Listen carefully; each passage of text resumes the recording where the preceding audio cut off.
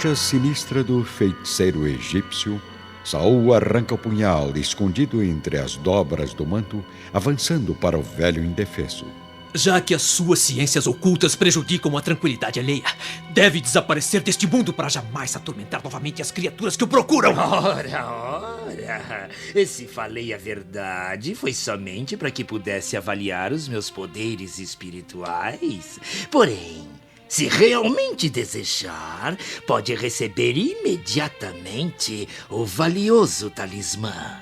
Com ele, será profundamente amado pela mulher que venera.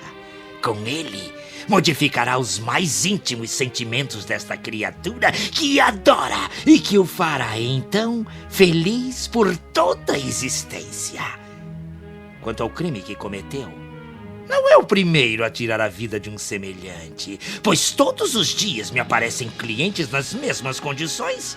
Além disso, entre nós deve existir uma profunda confiança recíproca, porque é meu freguês há mais de 10 anos. Pois muito bem, feiticeiro. Eu vou poupar a sua vida, em troca da sua promessa de que terei em breve a mulher amada. Fique tranquilo, meu jovem. Sente-se, acalme-se. Esteja certo de que meus amuletos são os mais eficientes da capital. Então, traga logo o talismã.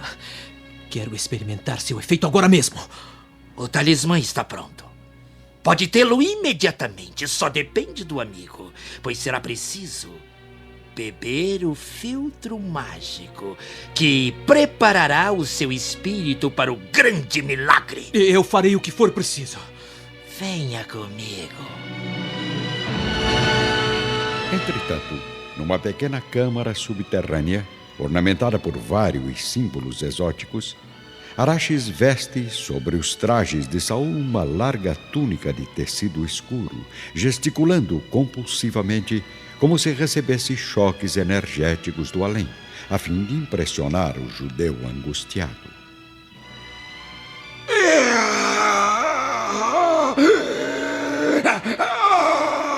Depressa, Araxes! Termine logo com as encenações! O velho bruxo dirige-se ao interior do pequeno laboratório, retirando um minúsculo frasco de veneno e voltando à presença de Saul com um olhar mórbido e penetrante. Receberá agora o talismã que mais lhe convém neste mundo. Araxes derrama algumas gotas do perigoso filtro numa taça de vinho e, gesticulando sinistramente, entrega o líquido tóxico a Saul, que bebe todo o conteúdo. Pronto. O ritual foi executado. Onde está o amuleto da felicidade? Nenhum amuleto é capaz de levar a luz da felicidade às trevas da morte. Aos poucos, o escravo liberto começa a sentir o corpo relaxar sob o domínio de uma força desconhecida e destruidora, que extingue por inteiro a sua voz, sem que possa manifestar o sofrimento da dor fulminante que ataca repentinamente suas vísceras. Não se esforce, meu jovem. Eu sei exatamente o que está sentindo, mas não tente explicar. Neste momento, vejo seus olhos se fechando lentamente, invadidos por uma sombra espessa e infinita. Creio que seu último desejo neste mundo é demonstrar todo o ódio que sente por mim e defender-se dessa angústia que lhe sufoca a garganta, mas é inútil! Sua língua está paralisada e um frio penetrante domina agora os seus centros vitais. Vá, criatura cruel e miserável! A escuridão eterna o aguarda! Deixando pender a cabeça sob os braços apoiados na mesa, Saul compreende que a morte violenta lhe destrói para sempre todas as forças vivas do organismo. Na madrugada, enquanto a cidade dorme, Araxes esvazia a bolsa do cadáver, guardando as últimas moedas de Saul entre as suas fartas reservas de velho ganancioso e avarento. Agora que já recebi pelo serviço prestado, eu creio que está na hora do amigo retirar-se do meu estabelecimento. Ajeitando com dificuldade o corpo pesado do jovem morto, o mago sai às ruas, misturando-se aos escravos que fazem os serviços noturnos, conduzindo uma pequena carroça de mão, dentro da qual carrega devidamente camuflado o cadáver de Saul. Após longo trajeto, nas proximidades do fórum, Araxes, certificando-se de que está completamente sozinho, despeja a carga num beco escuro da via pública, retornando tranquilamente para sua sinistra residência. Logo pela manhã, no gabinete privado de Públio Lentulus. Ana, preciso falar urgentemente com Saul de Gioras. Peça a alguns servos de confiança que o tragam aqui o mais breve possível. Sinto informar-lhe, senador, mas não será possível. Como disse? O cadáver de Saul foi encontrado esta madrugada, jogado em via pública, numa vala aberta próxima ao fórum.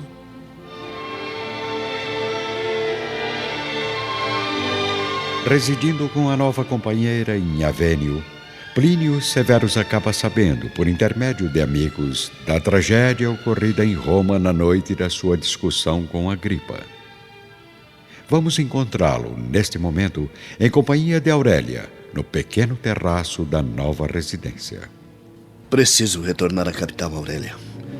Estou profundamente arrependido das atitudes que tomei. Como pude suspeitar de Agripa, que tantas vezes demonstrou as mais altas provas de afeto e caráter?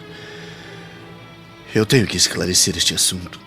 Vingar a morte cruel do meu irmão injustiçado. Não seja precipitado, querido. Lembre-se de que ainda pairam penosas dúvidas a seu respeito na mente do senador Lentulus. Afinal, para muitos, você, além de haver assassinado Agripa, abandonou a esposa e fugiu comigo. Completamente dominado pela amante e receoso do julgamento do velho senador, Plínio Severus acaba permanecendo ao lado de Aurélia, buscando esquecer no vinho dos prazeres as grandes responsabilidades que lhe cabem. Assim, a vida do oficial decorre aparentemente tranquila por 3 longos anos. Porém, certo dia, retornando mais cedo para casa a fim de procurar alguns documentos... Aurélia, ouviu isso? Acalme-se, meu amor. Estamos completamente a sós. Eu espero que sim, pois, como sabe, não é seguro permanecermos aqui, justamente no leito onde se entrega a seu marido. Plínio não é meu marido. Além do mais, ultimamente não tem sido nem amante. Vive apenas para o vinho, as atribuições militares e as inúmeras recordações de Roma. Pelo que vejo, não demorou muito para satisfazer os seus desejos vulgares com outro homem, criatura miserável e traidora. Plínio! Sérgio Acerrônios, músico e cantor recém-chegado da capital. Bem que os amigos me disseram que não passava de um verme imprestável. Tenha calma, senhor. Eu fui seduzido por essa mulher. Suma daqui! Saia de minha casa! O jovem cantor, pálido de susto, retira-se velozmente do quarto, enquanto Plínio avança em direção à mulher traidora. Meu ódio me induz a matá-la sem compaixão, Aurélia. Mas a consciência me diz que o assassinato de uma mulher, mesmo diabolicamente perversa como você, não deve manchar ainda mais o meu destino neste mundo. Desapareça da minha vida para sempre. Não quero contemplar nunca mais a sua figura mesquinha, vulgar e infiel. Oh, não. Pelos deuses, não me abandone, meu amor. Como poderei viver sem você? Viverá no caminho escabroso das suas crueldades. Este é o preço que deve pagar por haver traído minha honra. Desde os trágicos acontecimentos em que Agripa e Saul perderam a vida misteriosamente, e com o abandono definitivo do marido, Flávia tem a saúde gravemente abalada. Na pele, a ação dos venenos foi anulada e vencida pelos medicamentos dos melhores cientistas romanos. Porém, a luz dos seus olhos está agora aniquilada para sempre. Amargurada e cega, A jovem senhora encontra apenas no coração generoso de Ana o carinho materno que lhe falta em tão penosas circunstâncias da existência. Vamos encontrá-las neste momento no terraço de mármore do Palácio do Aventino.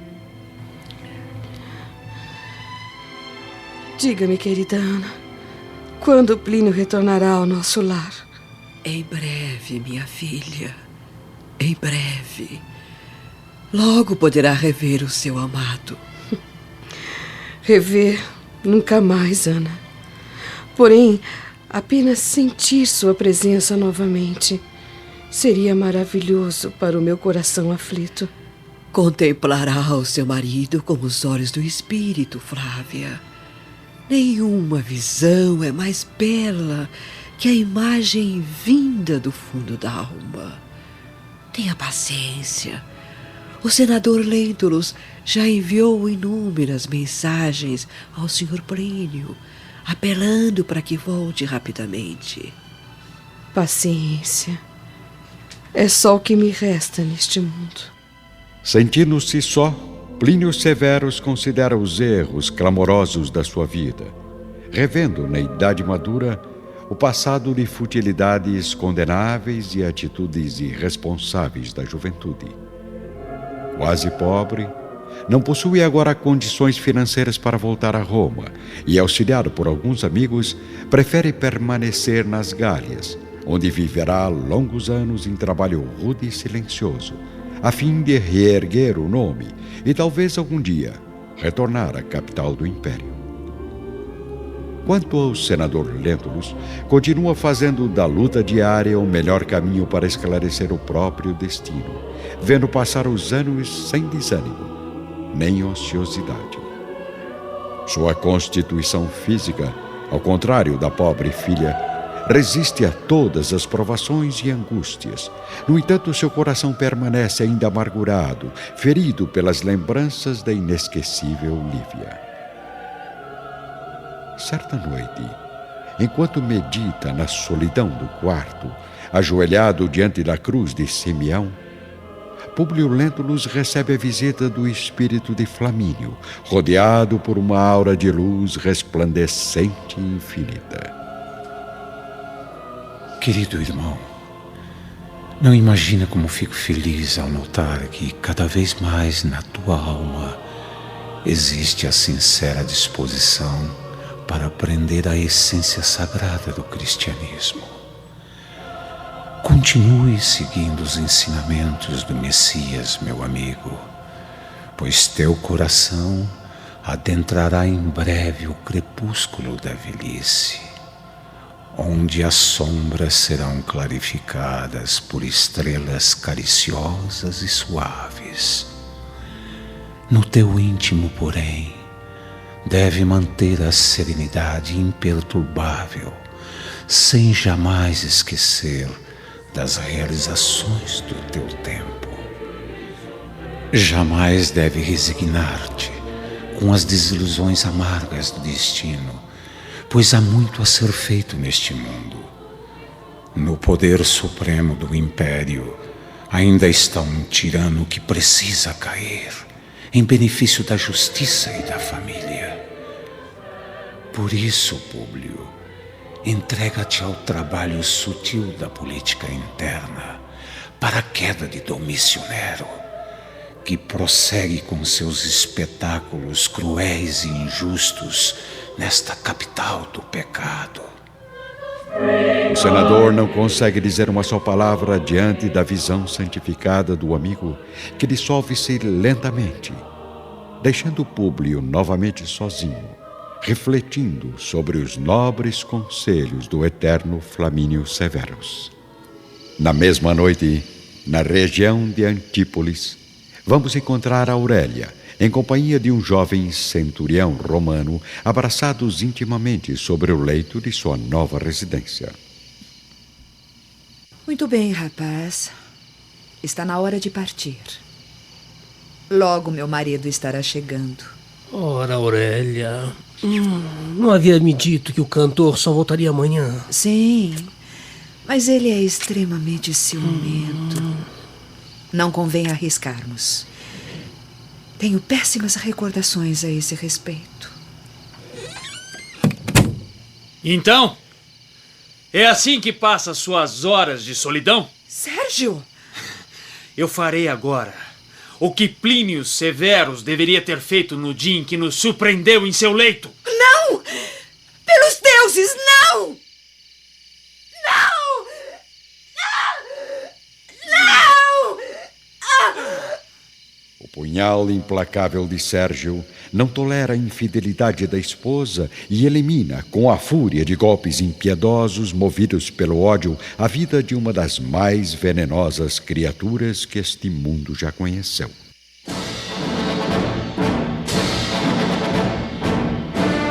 Mais de 10 anos correm silenciosamente, amargurados, sobre a vida comum das personagens desta história. Somente em 68, a política do pacifismo praticada por vários senadores romanos, entre eles Públio Lentulus, consegue o afastamento de Domício Nero do poder. Lutas numerosas enchem a cidade de pavor e sangue, mas alguns meses depois é proclamado Vespasiano para o supremo trono de Roma. Públio recebe todos os acontecimentos com a velada alegria dos seus 67 anos de idade. Amigo pessoal do novo imperador, vamos vê-lo, neste momento, em companhia de Vespasiano, na intimidade tranquila de um dos magníficos gabinetes da residência imperial. Senador, mandei chamá-lo aqui a fim de amparar-me com a sua tradicional dedicação ao Império, na solução de um assunto de suma importância. Estou à sua disposição, Imperador. Deixemos por um instante os protocolos, meu caro. Vamos nos entender com a velha intimidade dos outros tempos. Como quiser. Chamado a Roma para o cargo máximo, eu fui obrigado a deixar meu filho na árdua tarefa de pacificar a Judéia amutinada. Porém, o cerco de Jerusalém prolonga-se demasiadamente. E suponho que o meu valoroso Tito esteja necessitando de um conselho de civis, além dos assistentes militares que já se encontram nos campos de batalha.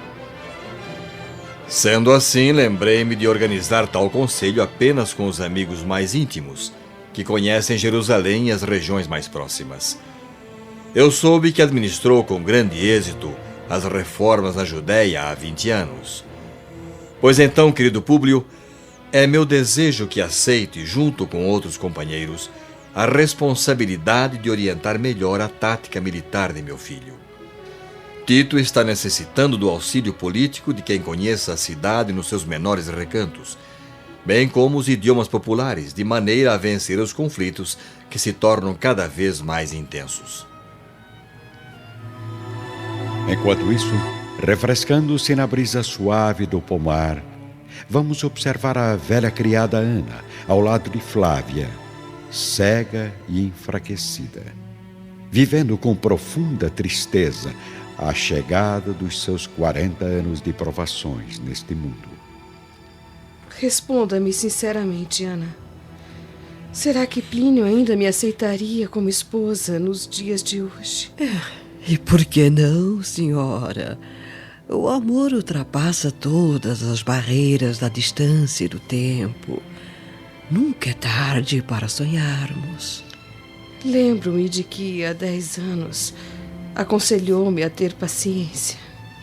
Mas para um cego, 10 anos parecem uma eternidade, onde é possível apenas imaginar como seria a realidade das mudanças que ocorrem dia a dia na Terra. Então, imagine que ainda é jovem, bonita, e que o profeta de Nazaré olha por você lá do alto, reservando para sua alma abençoada muitas surpresas felizes e gratificantes. Minha maior felicidade é saber que posso contar com a sua amizade sincera e com o amor sagrado do meu pai, querida Ana. De volta ao gabinete do imperador, Públio Lentulus está indeciso. Pensa na filha doente, mas recordando-se da dedicação absoluta de Ana, que poderia perfeitamente substituir o seu carinho por algum tempo. Acaba assumindo a responsabilidade. Meu nobre imperador, sua palavra suprema é a palavra do Império. O Império manda e eu obedeço, honrando-me em cumprir as determinações e correspondendo à generosidade da sua confiança. Muito bem. Tudo estará pronto de modo que sua partida e de mais 2 ou 3 amigos nossos se verifique dentro de 2 semanas. E assim acontece. 15 dias depois, encontramos o senador no porto de Ostia, fazendo as últimas despedidas à filha e à serva amiga.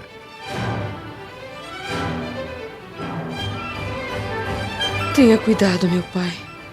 Como sabe, a situação em Jerusalém está ainda mais grave. Fique tranquila, querida. Irei apenas para auxiliar politicamente o filho do imperador Vespasiano, a fim de que a paz se instaure de vez na região. Que a luz do Messias ilumine o seu caminho, senador. Mandarei notícias em breve. Ana, confio em você para assumir o comando da casa durante minha ausência, prestando todos os cuidados à saúde de Flávia. Não demore, papai. Não demore. O senador envolve a filha nos braços, chorando comovidamente, e a deixa em companhia da serva Ana, ingressando na suntuosa embarcação que parte mar adentro rumo à Judéia. A bordo, o velho senador contempla a imensidão do horizonte, revivendo nos pensamentos as peripécias da viagem dos seus tempos de juventude em companhia da esposa e dos 2 filhinhos. Pelos deuses, como era feliz. Jamais poderia imaginar que tão rapidamente minha vida iria se transformar num infinito martírio. Por quê? Por que fui duvidar da honra de minha mulher, acreditando que o rapto do pequeno Marcos fosse consequência de sua infidelidade? Creio que jamais terei a resposta para esse terrível mistério escrito nas páginas desse doloroso capítulo da minha existência. Mas agora, retornando ao local de tantas desgraças e tragédias, não posso deixar de perguntar a mim mesmo a que abismos insondáveis e desconhecidos teria sido levado meu filho. A única resposta que consigo enxergar neste véu escuro de dúvidas é a de que o pobre Marcos foi assassinado por malfeitores vulgares, ladrões ou terroristas. 2 dias depois, em companhia de 3 senadores amigos, Públio chega ao destino, colocando-se à disposição do filho do imperador para as providências mais urgentes. Logo pela manhã, encontramos o senador Lentulus em conversa íntima com o jovem Tito, num gabinete improvisado no centro de Jerusalém. Senador Lentulus, não imagina a honra que sinto ao poder contar com o seu auxílio nesta luta incessante contra os judeus. Ajudarei o senhor no que for preciso, embora não creia que seja necessária tamanha crueldade contra os prisioneiros indefesos. Meus soldados têm instruções para combater o inimigo sem piedade. Afinal, estamos numa guerra de extermínio, onde centenas de romanos também já foram eliminados pelos judeus. Mas pensei que a situação já estivesse controlada em Jerusalém. A cidade está sitiada desde que uma interminável multidão de peregrinos vindos de todos os pontos da província reuniram-se junto ao templo para mais uma cerimônia profana.